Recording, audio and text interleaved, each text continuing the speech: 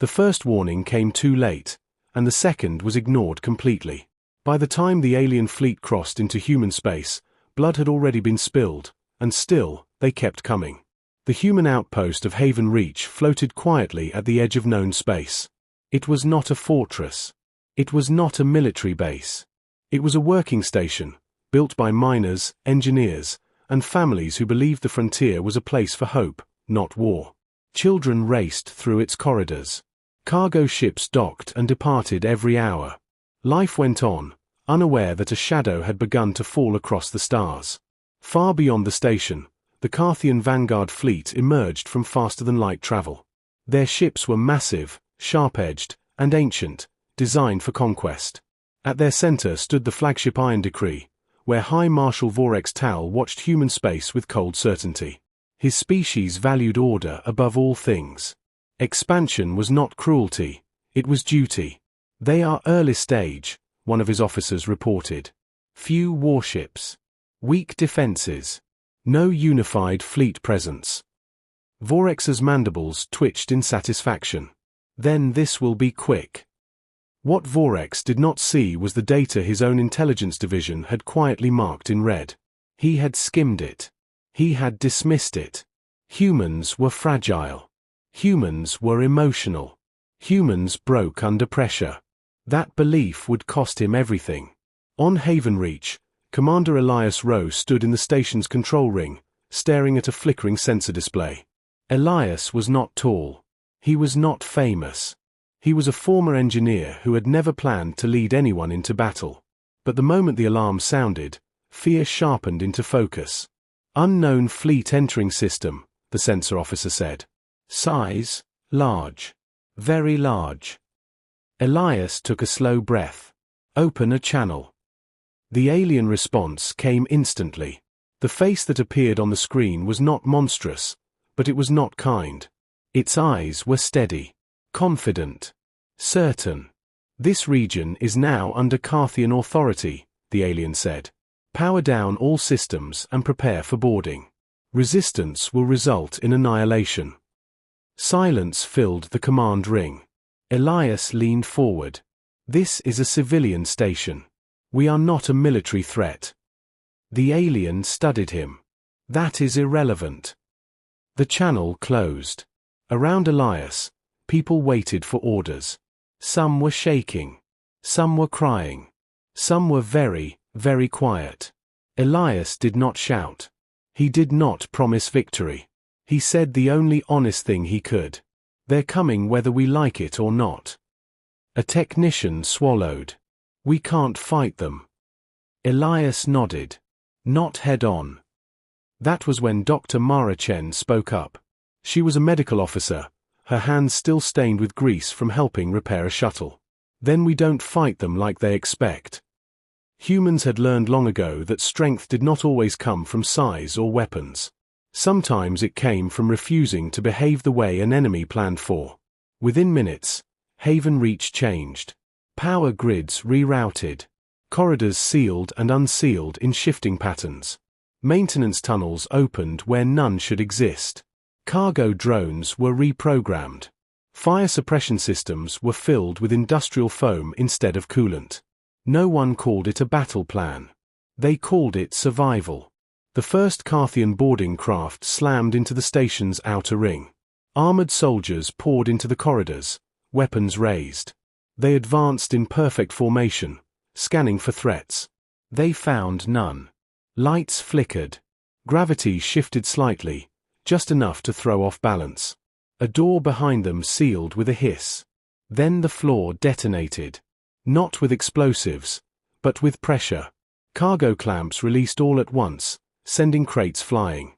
One soldier was crushed instantly. Another lost an arm. The rest fired wildly into empty air. From a vent above, a human dropped down, slammed a magnetic charge onto a soldier's armor, and vanished again. The Carthians regrouped. They adapted. They pushed forward. That was their first mistake. Humans did not retreat because they were weak.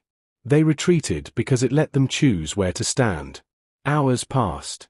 The Carthians took the outer sections of the station, but every step forward cost them more than expected. Doors became traps. Walls exploded outward.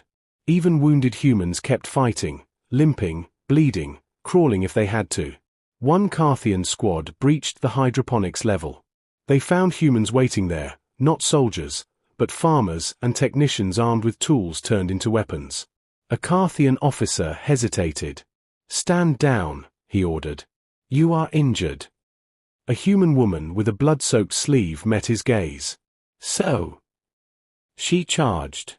By the time the Carthian fleet realized something was wrong, casualty reports were flooding in. Soldiers dead. Units missing. Signals lost. High Marshal Vorex stared at the data in disbelief. "They are still resisting," he demanded. "Yes," an officer replied quietly. "Even the wounded." Vorex's claws tightened. "Increase pressure. Break them." The Carthians advanced deeper into the station. They did not notice the human ships detaching from Haven Reach until it was too late. Mining vessels, cargo haulers, repair skiffs, none designed for war. But each carried something dangerous, humans with nothing left to lose. One ship rammed directly into a Carthian destroyer, tearing open its hull. Another vented its reactor in a controlled overload, disabling shields. Humans died in those attacks. They did it anyway. On Haven Reach, Elias watched the feeds with tears in his eyes. "Pull back remaining civilians," he ordered. "We've bought enough time." Dr. Chen looked at him. "They're not stopping." Elias nodded. "I know." Across the battlefield, High Marshal Vorex finally understood what the warnings had meant. These humans did not fight to win. They fought to make sure you paid for every step. And even as blood floated through the corridors and bodies lay broken on both sides, the humans were still moving. Still adapting. Still coming. The Carthians had advanced into human space knowing humans were dangerous. Now, bleeding and stunned, they were learning what that truly meant. The Carthians believed Haven Reach was the problem. They believed that if they crushed the station, the humans would collapse with it. They were wrong. Haven Reach was only the spark. The real weapon was what humans built in the minutes between fear and surrender. Inside the flagship Iron Decree, High Marshal Vorex Tal stood over a tactical table that displayed the station like a living map. His officers spoke in clipped tones, listing losses and predicting the time remaining until full control. Vorex listened, but his confidence had begun to crack. Not because he feared humans as warriors, but because he could not predict them. "Explain again," he said, voice low. "How do civilians without war training destroy armored squads?" His intelligence chief, a thin Carthian named Severikin, hesitated. "They use the station itself. They exploit maintenance systems. They improvise," Vorex snapped. "With what? Tools?" "Yes." Vorex stared at the casualty figures, each number a small insult. His soldiers were bred and trained for conquest. They had taken worlds where resistance was organized and armed. Yet here, in a station built by miners, they were being bled dry by people with welding torches and cargo drones. He turned sharply. "Increase the boarding force. Send another wave." Severikin's eyes flickered. "Marshal, the station's internal systems are behaving strangely." Vorex's mandibles tightened. "Meaning?" "It's not random," Severikin said. "The station is responding." That sentence should have been impossible. Stations did not respond. They did not think. They did not choose. They were machines. But humans were the kind of species that made machines behave like living things. On Haven Reach, Commander Elias Rowe sat at a console with his back against the wall, his uniform torn and smeared with grime. The station trembled with distant impacts. The air smelled of burnt plastic and blood. Around him, volunteers rushed through the control ring, carrying cables, power cells, tablets, and spare parts. Nobody had time to panic anymore. Panic required comfort. They had none. Dr. Mara Chen crouched beside a wounded teenager whose arm had been bandaged with fabric torn from a curtain. She checked his pulse, then looked up at Elias. "They're sending more." Elias nodded. "I know." Mara's voice was steady, but her eyes were red. How many people do we have left who can fight? Elias didn't answer immediately. He didn't want to lie. He didn't want to speak the truth out loud either. Enough, he said finally. Enough to make it hurt.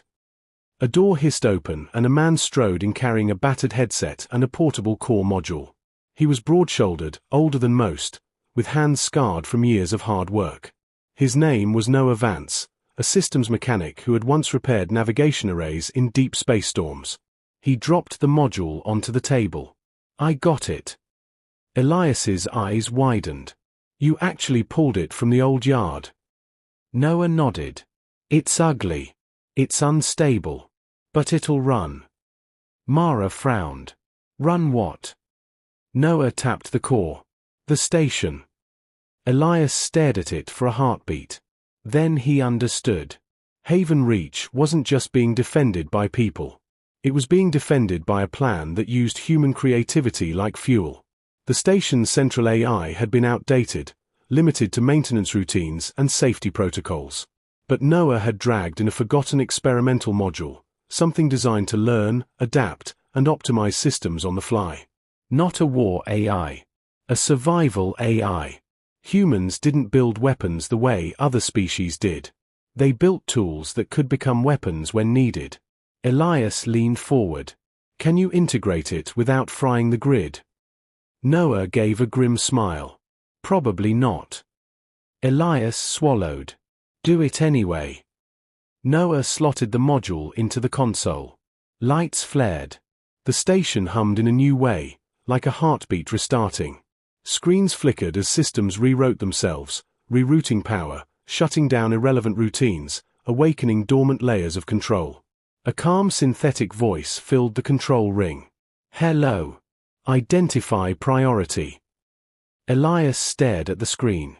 Priority is, protect civilians. Keep the enemy out.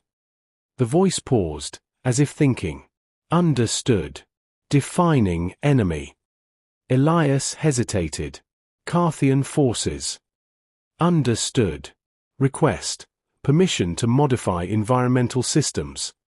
Noah let out a short laugh, half disbelief and half terror. It's asking permission like it's polite. Elias didn't smile. He could hear the distant screams through the vents. He pressed his palm to the screen. You have permission. The station changed again. In the outer corridors, Carthian squads advanced through dim emergency lighting. Their boots struck metal in measured rhythm. Their scanners searched for hidden humans. Their weapons were raised, ready. Then the air grew cold. Temperature dropped rapidly, far faster than any malfunction should allow. Frost formed on walls. Breath turned to mist. The Carthians' armored joints stiffened. Their visors fogged. Environmental failure, a squad leader barked. Maintain formation. A second later, gravity shifted, just a fraction. Enough to make their heavy bodies feel suddenly wrong. Some stumbled. One slipped hard and cracked his helmet on the floor. Then the sprinklers activated. Not water. Thick industrial lubricant sprayed from overhead pipes, coating the corridor in a slick layer. The Carthians tried to adjust, but their boots lost traction. Their perfect formation broke. A hatch opened above them. And humans dropped like shadows. Not in neat lines. Not with standard weapons. With hooks, cables, magnetic clamps, and improvised shock tools. A human slammed a clamp onto a Carthian rifle, yanked it sideways, and drove a heated cutting torch into the soldier's exposed neck seal. Another human wrapped a cable around a Carthian's legs and jerked him off his feet. The Carthians screamed in their harsh clicking language. The humans did not scream back. They moved like desperate animals with clever hands. Within minutes the squad was down. The humans vanished again through vents and maintenance shafts, leaving behind only one message scratched into the frost-covered wall. You are bleeding. Go home. On the flagship, Vorex's tactical map showed a pattern he didn't like. Not random ambushes. Not chaotic resistance. A system. The station was predicting his movements, trapping his squads in corridors that became killing floors. Severikin stepped forward. Marshal, the station's internal routing is changing faster than our systems can map. Vorex's claws trembled. That is not possible. It is happening, Severikin said. Another officer rushed in. Boarding Team 7 is gone. Their signals ended simultaneously. No explosion detected. Vorex's eyes narrowed. Simultaneously? That suggests. A new report flashed. Boarding Team 9 trapped. Atmosphere vented in Sector K-12. Vorex stared at it. They vented their own air. Severikin spoke carefully. Humans can survive low oxygen longer than most species. They also accept losses more easily. Vorex wanted to deny it, but he could feel the truth pressing in like a weight. Humans were not fearless. They were willing. Willing to suffer. Willing to sacrifice. Willing to burn down their own home if it meant denying victory to an invader. On Haven Reach, Mara watched as injured civilians were guided into safe compartments. She saw an old man with shaking hands offer his last oxygen mask to a child. She saw a young woman holding a broken rib stand anyway because someone needed to carry power cells. Mara moved through the chaos, stitching wounds and giving water, but what she truly gave people was something else. Permission to keep going. She stopped beside Elias. They're adapting, she said. They'll find a way in. Elias nodded. Then we changed the rules again. Noah was hunched over the console, sweat dripping down his face. The core is learning fast, he muttered. Too fast. It's rewriting code I didn't even know existed. Elias stared at the tactical display. Can it communicate outward? Noah blinked. Outward? You mean broadcast? Yes, Elias said. I want every human ship in range to hear us. Noah hesitated. Marshal-grade jamming is thick. We might not punch through. Elias leaned closer. Then we don't punch through. We slip through. Noah looked at him, slowly understanding. You want to use their own comm patterns. Elias nodded. They keep telling us what they are. Their signals are structured. Predictable. If we hide inside them. Mara finished the sentence quietly. We become the ghost in their machine. Noah inhaled sharply. That's insane. Elias's voice was calm. Welcome to humanity. Noah began typing. The station's new core listened, learned the Carthian encryption rhythm, mimicked it like a musician copying a melody, and then braided a human message into the gaps between alien command bursts. A whisper inside an enemy's shout. At first, nothing happened. Then, across the system, a human cargo ship that had been hiding behind an asteroid received a signal. Then another. Then a mining rig. Then a colony tug. The message wasn't long. It didn't need to be. It said, "This is Haven Reach. We are under attack. If you can move, move. If you can fight, fight. If you can't, remember." Vorex Tal didn't know it yet, but that single message was the second mistake he made. Because humans didn't need a fleet to become dangerous. They needed a reason. On the Carthian boarding decks, Vorex's soldiers prepared for another wave, certain that more force would end this stubborn resistance. But while they advanced, bleeding and angry, humanity was answering the call. And somewhere beyond Haven Reach, engines ignited in the dark, ships that were never meant to be warships, guided by hands that refused to let their people die alone. The Carthians kept coming. So did the humans. And the universe was about to learn which kind of unstoppable mattered more. The first human ship to answer the call was not a warship. It was a mining tug named Second Chance, its hull scarred from years of hauling rock through dangerous fields. Its captain, Irina Holt, had been asleep when the signal slipped through the Carthian jamming. She read the message once. Then she woke her crew. "We're not armed," her navigator said quietly. Irina nodded. "I know. We won't survive a direct fight." "I know." The crew waited. Some were pale. Some were shaking. No one left. Irina turned toward the stars where Haven Reach burned with distant flashes of light. "Set course," she said. "If we die moving."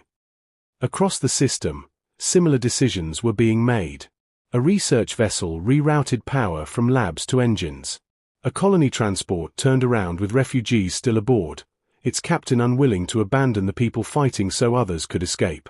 Even a luxury liner, never meant for danger, altered course, its wealthy passengers silent as the truth settled in. Humans were coming. On Haven Reach, the station groaned under stress it had never been designed to endure. Fires burned in sealed sectors. Whole decks were without gravity. The new core worked constantly, reshaping corridors, closing off breaches, turning the station into a shifting maze. But the cost was rising. Dr. Mara Chen knelt beside a man whose leg had been crushed by a collapsed bulkhead. He smiled at her, teeth stained red. "Did we slow them down?" he asked. "Yes," she said softly. "That's good," he replied, and lost consciousness. Mara stayed with him until the end, then closed his eyes and stood. She wiped her face with the back of her sleeve and kept moving. There was no time for grief.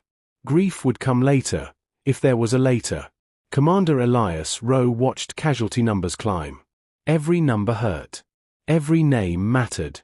But he also saw something else. Carthian losses were accelerating. Their formations were breaking. Their confidence was eroding. They had planned for resistance. They had not planned for refusal. On the Iron Decree, High Marshal Vorex Tal slammed a claw into the tactical table. "Why are they still fighting?" No one answered. "Why are wounded humans still engaging?" he demanded. "Why do they not retreat to preserve themselves?" Severikin spoke carefully. "Marshal, humans do not measure survival the way we do." Vorex's voice was sharp. "Explain." "They prioritize meaning over outcome," Severikin said.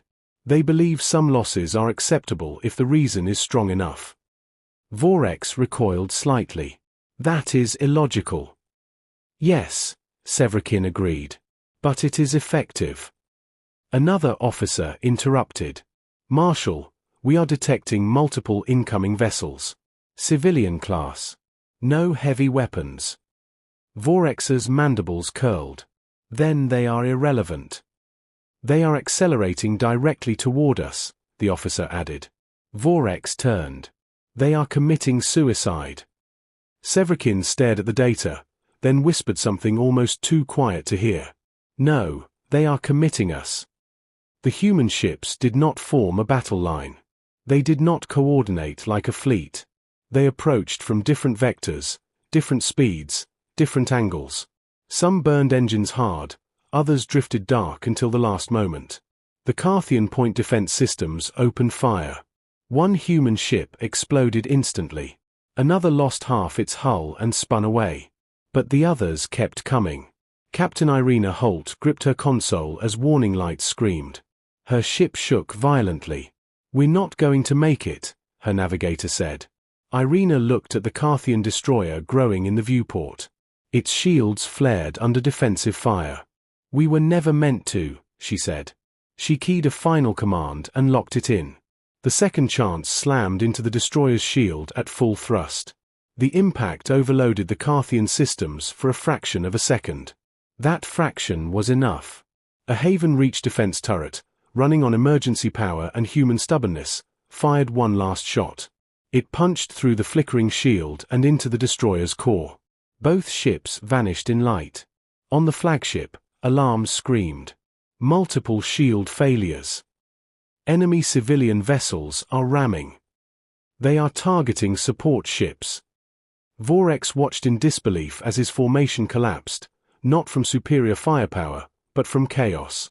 Human ships died by the dozens, but each death tore something vital from the Carthian fleet. Fuel tenders destroyed. Sensor arrays smashed. Command relays severed. Humans didn't aim for victory. They aimed for paralysis. On Haven Reach, Elias felt the station lurch as pressure suddenly eased. "They're pulling back," someone shouted. Elias stared at the display. The Carthian fleet was no longer advancing. Some ships were retreating to regroup. Others were drifting, damaged and unresponsive. Mara stepped beside him. We didn't win. No, Elias said. But we survived. The station core spoke again, its calm voice almost gentle. Threat level reduced. Civilian survival probability increased. Elias closed his eyes for a moment.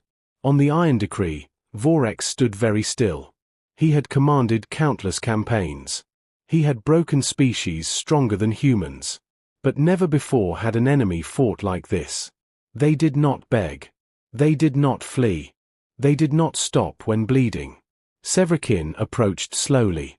Marshal, we have lost 1/3 of our operational capacity. Vorex said nothing. And more human vessels are still incoming, Severikin added. They are not armed. They are not retreating. Vorex felt something cold coil in his core. This was not a battle. This was a statement. Humans were telling the galaxy something with fire and blood. That some lines could not be crossed. That some homes were not for sale. That pain was not a deterrent, it was a currency they were willing to spend. Vorex finally spoke, his voice quieter than any officer had ever heard it. If we continue. Severikin finished the thought. They will bleed until we cannot. Vorex turned back to the stars, where human ships burned like stubborn sparks refusing to go out. For the first time in his life, the great conqueror hesitated. Because he understood now. The warnings were not about human strength. They were about human resolve. And resolve, once awakened, did not retreat. It only asked one question. How much are you willing to lose? The Carthians had advanced knowing humans were dangerous. Now they were learning what happens when you corner a species that measures victory not by survival, but by refusal to surrender. And the war was not over. Not even close. The silence after the first clash felt wrong. Not peaceful. Not calm. Just heavy. On Haven Reach, smoke drifted through broken corridors. Emergency lights flickered like dying stars. Whole sections of the station were gone, vented to space, burned out, sacrificed. The station still lived, but barely. It breathed through damaged lungs and moved with shattered bones. Commander Elias Rowe stood at the main viewport and watched the Carthian fleet regroup. They were not leaving. They're reorganizing, Noah Vance said quietly. His hands were shaking now, exhaustion finally breaking through adrenaline. They've adapted to the station's patterns. The core can't stay ahead forever. Elias nodded. How long? Noah swallowed. Maybe an hour. Maybe less. Dr. Mara Chen joined them. Her sleeves were rolled up, stained dark with dried blood that was not all her own. Medical is overwhelmed. We're running out of supplies. Out of painkillers. Out of time. Elias closed his eyes. This was the moment leaders feared most, the moment when courage was no longer enough, and every option ended in loss. Around them, Haven Reach's people waited. Not for hope. Not for miracles. For truth. Elias turned from the viewport and activated the station-wide channel. His face appeared on damaged screens across what remained of the station. I won't lie to you, he began. The Carthians are coming again. Harder than before. No one spoke. No one looked away. We've slowed them. We've hurt them. But we can't stop them forever. A pause. If you choose to surrender, I will not stop you. A murmur rippled through the station. But if you stay, Elias continued, his voice steady, you are choosing to fight not because you think you'll win, but because this is our home. He took a breath. Either choice is human. The channel went silent. Then, one by one, responses came in. I'm staying. Me too. Tell us what to do. Elias exhaled slowly. He hadn't realized how much he'd been holding in. On the Iron Decree, High Marshal Vorex Tal watched human ships burn as more arrived. Fewer now. Slower. Damaged. But still coming. They're running out, one officer said. Their resistance is weakening. Vorex didn't answer immediately. Something felt wrong. Humans weakened, but they did not break. That pattern alone made them dangerous. "Prepare the final assault," Vorex ordered at last. "Full force. We end this now." The Carthian fleet advanced in tight formation, weapons charged, shields layered. They would not play games anymore. They would crush Haven Reach completely. On the station, the core spoke softly. "Probability of total loss, high." Noah let out a bitter laugh. "Well, at least it's honest." Elias stared at the display. "Do we have anything left?" Noah hesitated. "There is one thing." Mara turned to him. "That tone means I'm not going to like this." Noah nodded. "The station's mass." Elias frowned. "Explain." Noah swallowed. "Haven Reach is built around a dense core. If we disengage the stabilizers and overdrive the thrusters, we can turn the station into a kinetic weapon." Mara's eyes widened. "You mean ram it?" "Yes." Silence filled the room. "That would kill everyone still aboard," Mara said. Noah didn't argue. He didn't need to. Elias closed his eyes. The weight of command pressed down on him harder than any gravity ever could. "How much damage?" Elias asked. Noah pulled up a projection. "Enough to break their formation. Enough to cripple the flagship." "And enough to be remembered," Mara whispered. Elias opened his eyes. "No," he said quietly. Noah looked up sharply. "Commander." "We don't turn our home into a tomb," Elias said. "Not while there's another way." Mara studied him. "Is there?" Elias looked at the core interface. At the systems humans had pushed far beyond design limits. At the stubborn intelligence that had learned from their desperation. "Yes," he said. "We don't move the station." He tapped the console. "We move everything else." Noah's breath caught. "You mean?" "All remaining ships," Elias said. "Docking clamps, tethers, cargo lines. We link them." Mara's eyes widened as understanding dawned. "You want to turn the debris field into a weapon." "Into a wall," Elias corrected. "One last message." On the Carthian flagship, Vorex watched as human activity spiked. "They're evacuating?" an officer asked. "No," Severikin said slowly. "They're gathering." Before Vorex could respond, sensors flared. The human ships, broken, burning, barely functional, latched onto each other. Cargo containers, wreckage, station fragments, even shuttles were pulled together into a massive, unstable structure drifting between Haven Reach and the Carthian fleet. A wall of metal, fuel, bodies, and refusal. "They're building a barrier," an officer said, confused. "But it won't stop our fire." Vorex stared at it. "No," he said softly. "It's not meant to." The human transmission cut through the void.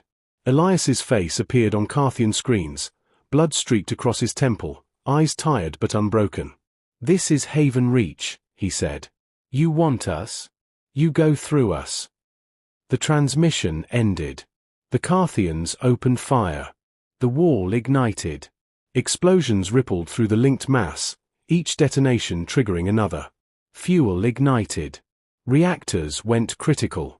The entire structure became a storm of fire and debris, racing outward, not toward Haven Reach, but directly into the advancing fleet.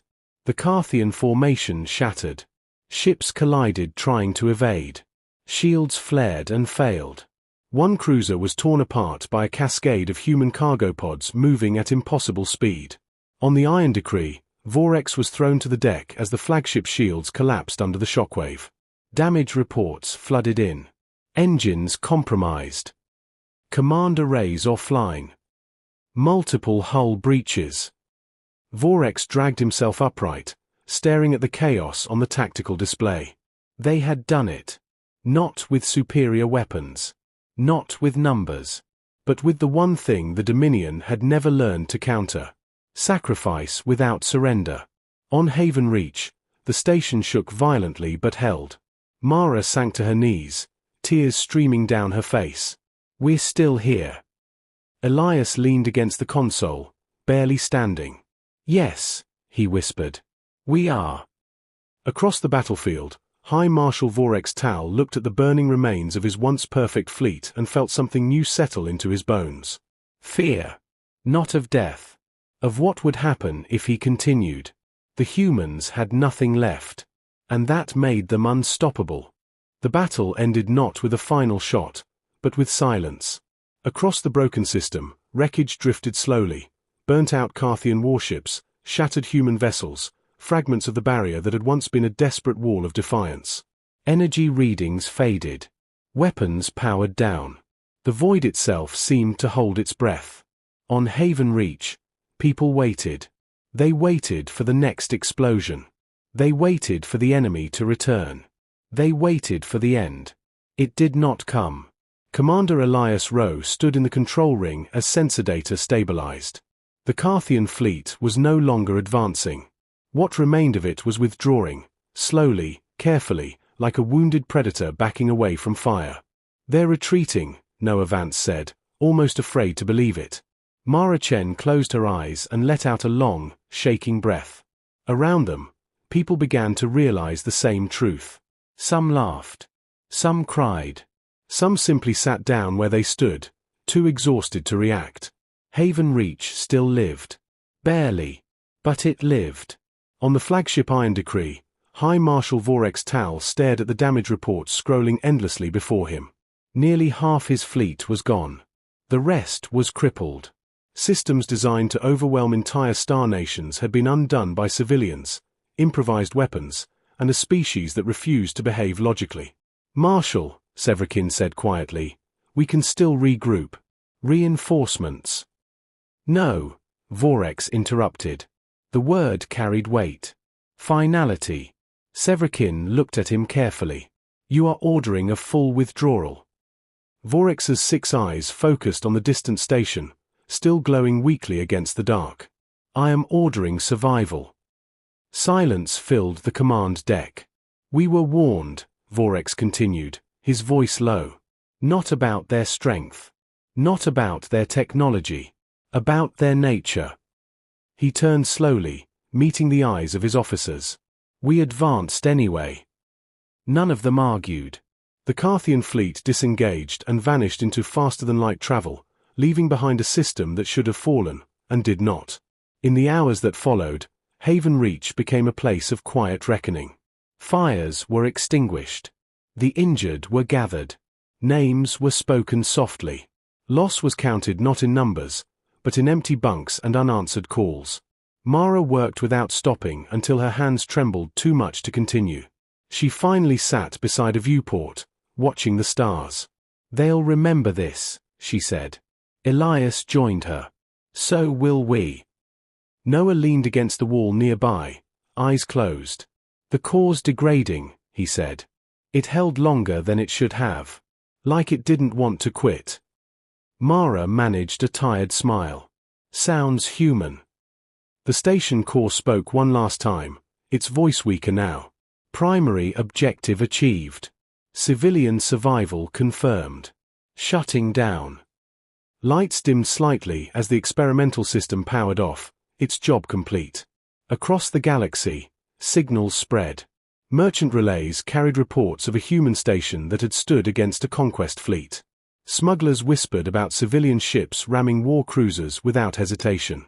Observers from the Galactic Council replayed sensor data again and again, growing more silent with each viewing. One counselor finally spoke. "They didn't win."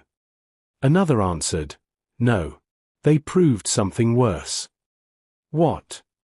"That conquest has a cost some species are willing to pay, and humans are willing to exceed." Diplomatic channels lit up with new activity. Species that had lived under Dominion pressure began to hesitate. Border patrols changed course. Expansion fleets slowed. The Dominion still existed. But its certainty was broken. On Earth and its colonies, the news arrived in fragments at first. Then in full. Humans gathered in bars, homes, ships, and stations to watch the recordings. Not just the explosions, but the moments between them. The damaged vessels that kept moving. The civilians who stood their ground. The station that refused to die quietly. They did not celebrate the dead. They honored them. And they learned something about themselves. Haven Reach was rebuilt slowly. It would never be the same. Parts of it became memorials, sealed corridors, burned hull sections left untouched as reminders. Children grew up hearing the story not as a tale of war, but as a lesson. You do not need permission to defend what you love.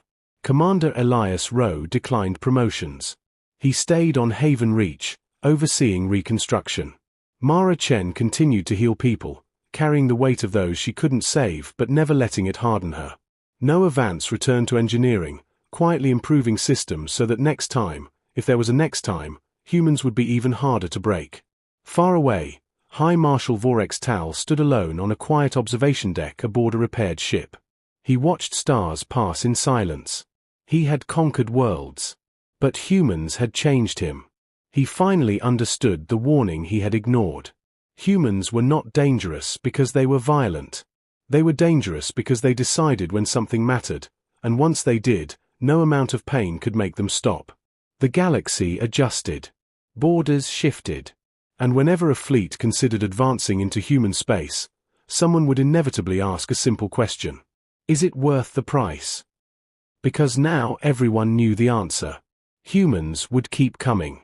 Even while bleeding. Even when outmatched. Even when logic said stop. And that was why the stars would never look at humanity the same way again.